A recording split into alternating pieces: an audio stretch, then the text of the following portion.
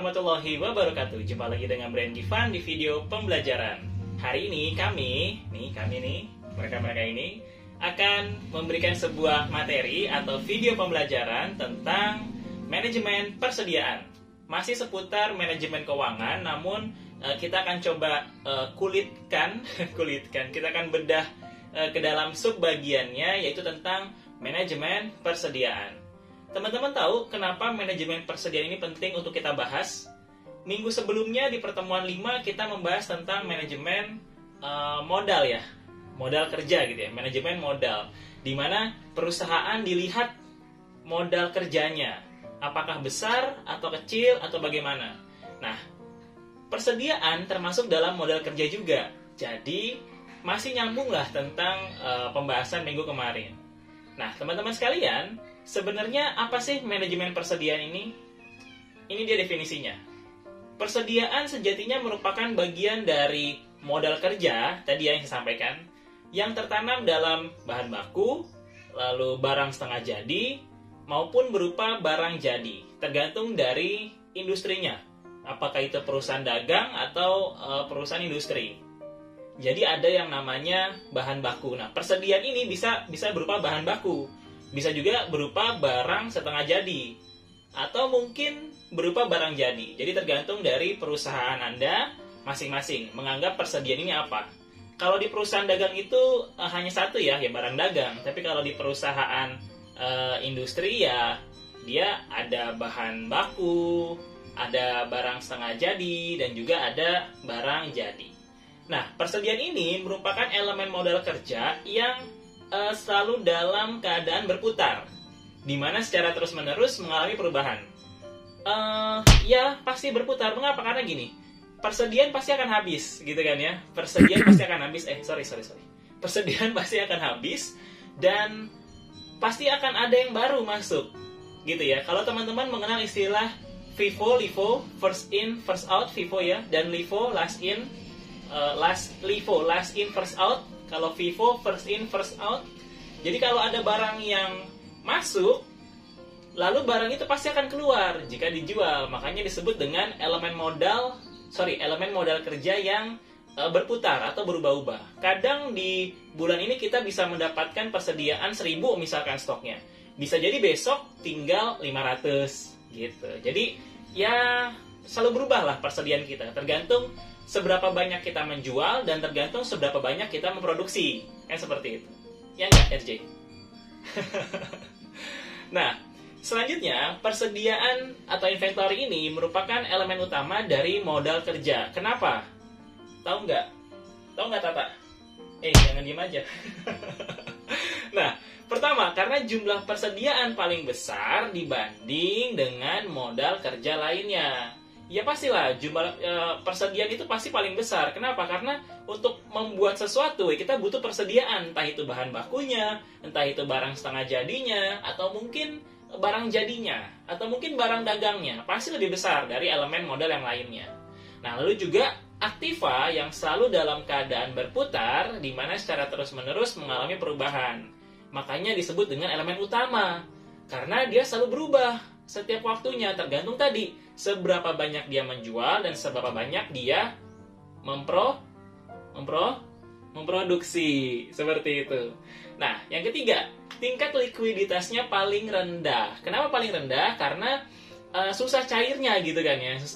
Yang bukan susah juga sih, tapi butuh waktu yang lumayan untuk mencairkan persediaan tersebut. Apalagi kalau masih sifatnya bahan baku, bahan mentah gitu kan. Gimana mau ngejual bahan mentah gitu, sementara dia harus diolah dulu, kecuali memang si perusahaan tersebut atau industri tersebut menjual bahan mentah aja gitu kan. Misalkan dia menjual kedelai, yaudah kedelainya aja nih nanti dibeli sama perusahaan lain, lalu diolahlah menjadi tempe misalkan, atau menjadi tahu pakai kedelai, atau jadi kecap misalkan, contoh seperti itu. Makanya disebut dengan elemen utama dalam modal kerja. Paham teman-teman semua? Paham ya? Nah, macam-macam persediaan tergantung dari perusahaannya. Kalau perusahaan dagang, ya dia persediaannya barang dagangan. Kalau perusahaan industri, ya tadi ada bahan baku, ada bahan setengah jadi, dan ada barang jadi. Jadi kita harus lihat dulu, apakah ini perusahaan dagang atau perusahaan dagang atau perusahaan industri, gitu ya. Nah, teman-teman tahu nggak sih sebenarnya apa sih faktor-faktor yang menjadi penentu besarnya persediaan? Kalau misalnya tahu, silakan tulis di kolom komentar. Cepet-cepetan, duluan saya atau kalian nih? Coba yuk, saya kasih waktu sedikit. Coba, apa faktor penentu besarnya persediaan? Sudah? Diketik-ketik? Diketik-ketik sudah? Yang pertama, nah benar, kamu yang jawab lead time, itu benar. Lead time yaitu lamanya masa tunggu bahan yang dipesan akan datang. Kalau misalkan si Soki, nama kamu, Coki ya? Cookie, hey Cookie. Kalau misalkan kamu nih beli barang sama si RJ, beli apa sih kamu biasanya, Coki? Beli sarung tinju ya? Beli sarung tinju sama si RJ, belinya 1000 piece. Nah, dalam beli itu kan kamu pasti akan ada lama waktu tunggu kan? Karena si RJ ini pasti nge-pack dulu barangnya, atau mungkin dia order dulu barangnya, gitu kan ya. Nah, setelah siap, baru dikirim sama si RJ. Nah, kalau udah dikirim, diterima oleh si Coki tadi, si Cookie tadi, barulah barangnya datang. Nah, rentan waktunya itu disebut lead time. Jadi, batas selama apa si Cookie ini menunggu RJ selesai mengirimkan barangnya. Namanya lead time. Nah, yang kedua apa coba? Tulis di kolom komentar. Faktor yang menentukan besarnya persediaan. Apa? Frekuensi. Ya, betul. Frekuensi penggunaan bahan selama suatu periode. Misal, si Shoki, come in. Shoki menggunakan bahan-bahannya itu dalam satu periode 1000 piece. Bahan mentahnya nih, 1000 piece, 1000 unit lah misalkan, atau 1000 pack. 1000 pack itu bisa menjadi penentu besarnya persediaan. Nah, selama sebulan 1000 pack. Tapi kalau si RJ tidak 1000 pack, dia 2000 pack selama satu periode. Nah, gitu. Jadi tergantung dalam satu periode itu seberapa banyak perusahaan-perusahaan ini menggunakan bahan persediaan tadi. Jadi dalam kurun waktu satu periode itu bisa menjadi faktor penentu besarnya persediaan. Thank you, Shaki. Nah, lalu ada yang namanya jumlah dana yang tersedia. Misal si Tata ini bos besar kan, luar angkasa nih, dia jagoan planet. Tata punya uang 1M, sementara si Cookie punya uang 5M. Kira-kira siapa yang akan beli banyak persediaan? Cookie ya, kurang lebih ya, karena dia punya 5M. Akhirnya itu yang bisa membuat besarnya persediaan di gudang. Karena Tata hanya mampu beli 1M, sementara si Cookie 5M. Jadinya lebih besar si Cookie dong. Ya semakin kamu punya banyak uang, ya semakin kamu bisa membeli barang. Gitu kan. Dan yang terakhir apa? Coba di kolom komentar. Daya tahan, betul. Daya tahan bahan persediaan. Tata, kamu diam-diam bisa nggak sih, Tata? Ngantuk banget sih, Tata. Nah, daya tahan bahan persediaan. Seberapa lama persediaan itu atau bahan baku itu mampu bertahan, itu yang akan membuat persediaan semakin besar. Misal, persediaannya itu tadi mampu bertahan selama sebulan. Ya berarti kan kita sebulan bisa stok barang tuh. Stok barang, kita bisa beli stok barang tersebut, kita kumpulkan di gudang selama sebulan. Tapi kalau misalkan bahan itu hanya mampu bertahan seminggu, ya berarti kan sebulan itu dalam waktu sebulan ya, sama-sama sebulan, ya mau nggak mau harus keluar tuh barang yang cuma seminggu tadi bertahan ya. Akhirnya ya persediaan ya nggak menumpuk. Tapi kalau bahan bakunya itu mampu bertahan sebulan, ya kita bisa beli lagi yang lain, karena mampu sebulan. Seperti itu. Mudah ya? Mudah banget. Kemudian ada biaya persediaan yang optimal. Dalam pengelolaan persediaan bahan baku, ada dua jenis biaya yang dipertimbangkan untuk menentukan jumlah persediaan yang paling optimal. Yang pertama, tahu nggak Cimi? Yang pertama, biaya simpan. Yang kedua, apa Mang? Yang kedua, biaya pesan. Biaya simpan atau carrying cost, biaya pesan atau ordering cost. Nah, dua hal inilah yang menentukan bagaimana kita bisa membuat persediaan itu menjadi optimal.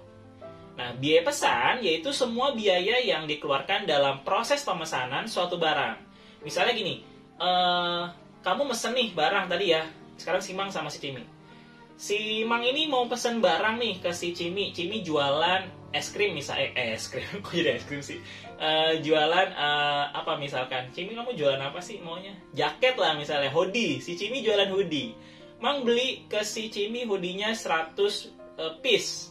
Nah, si Cimi kan harus melakukan banyak hal. Harga hoodie-nya misalkan satunya $5.000. Wow, $5.000 mahal banget Cimi jualnya. Nah, 5.000 misalkan. Nah, tidak berarti bukan berarti yang dijual ke si Mang harga 5.000.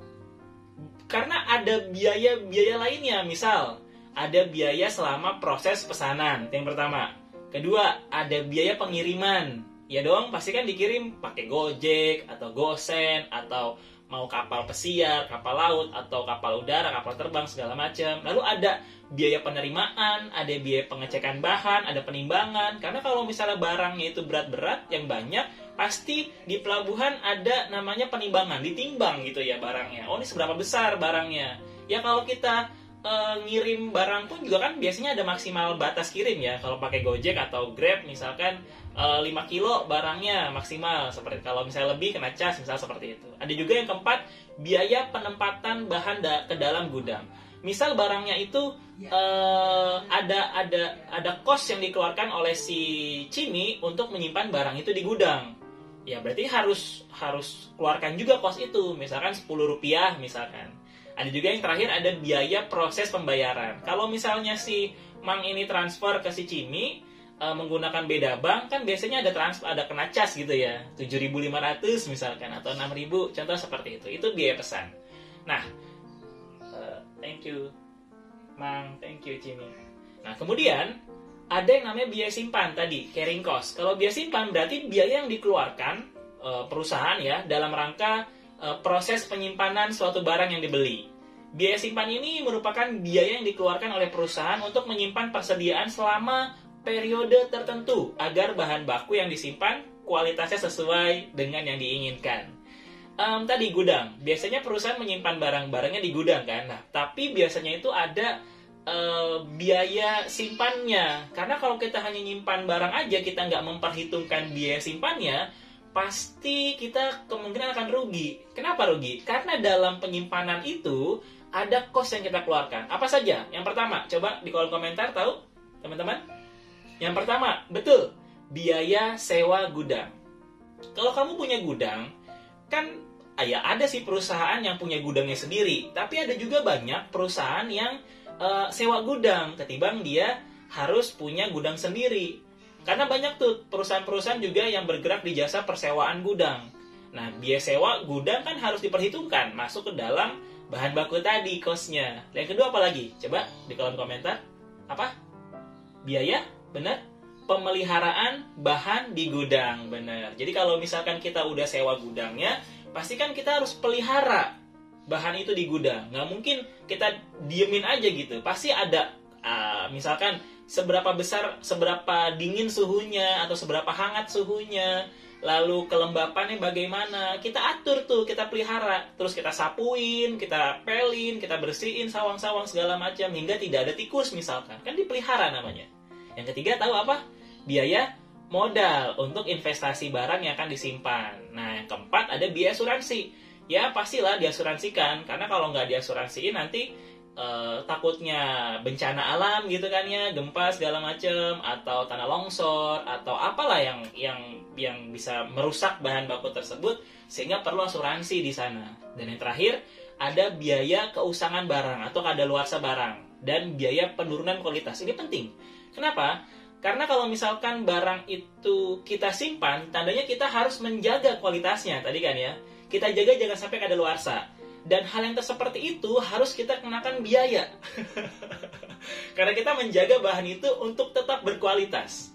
Sehingga bahan baku kita tetap berkualitas. Karena untuk membuat bahan baku itu memiliki kualitas yang baik, ya kita harus sesuaikan tadi. Kita sesuaikan AC-nya, temperatur udaranya, kita sesuaikan juga kelembapannya. Itu kan cost ya, cost. Jadi harus diperhatikan juga, sehingga saat barang itu sampai di tangan konsumen, mereka puas karena kualitas kita jaga. Seperti itu. Paham ya RJ? Cookie? Nah, Dalam manajemen persediaan, kita mengenal istilah EOQ, Economic Order Quantity, atau economical ya, Economical Order Quantity. Nah, videonya lengkap ada di sini. Nah, kalian bisa lihat video EOQ yang sudah saya buat. Lumayan tuh, udah ada ribuan yang nonton. Jadi coba ditonton ya, dan pastikan kalian ulang-ulang lagi videonya supaya lebih paham tentang EOQ. Nah, biasanya banyak mahasiswa yang ngambil tugas akhir tentang EOQ. Jadi pelajarilah tentang EOQ tadi, supaya kalian bisa mengambil skripsi nanti atau tugas akhir tentang EOQ. Oke, itu tadi seputar manajemen persediaan yang bisa saya share dalam video kali ini. Tetap pantengin terus video saya di channel YouTube Brand Givan. Jangan lupa like, comment, subscribe supaya follower yang makin banyak, subscriber yang makin banyak, dan makin banyak keuntungan yang saya dapatkan. Enggak. Maksudnya makin bermanfaat ilmu yang saya sampaikan. Jangan lupa di-share juga ya. Karena semakin banyak kita share, semakin banyak kita memberi, semakin banyak kita akan menerima dalam bentuk apapun. Terima kasih telah belajar bersama kami. Saya, RJ, Kuki, Kata, Mang, Soki, aduh banyak banget sih. Koya, sampai Van juga ada di bawah. Hey Van, sini Van. Ya, terima kasih telah menonton. Wassalamualaikum warahmatullahi wabarakatuh.